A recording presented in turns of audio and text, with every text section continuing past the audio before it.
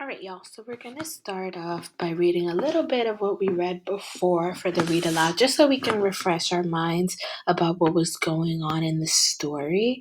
Uh, Way before the beginning of the story, baby boy Will and his two friends, Alan, are picking clovers.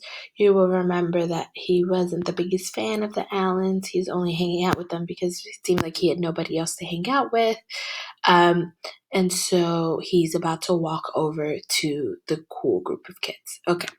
I returned to the group every recess for 3 days. I stood, unnoticed, just outside the outer circle, waiting for my moment, for one joke or wisecrack that would make me popular.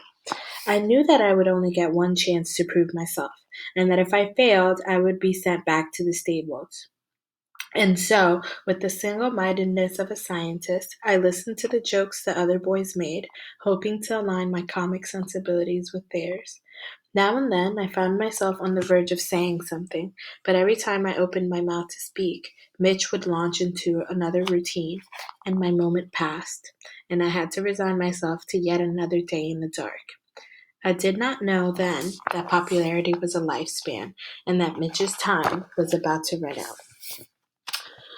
So these text details that I reread about going back to the stables and the single-mindedness of a scientist and waiting for the moment that would make him popular,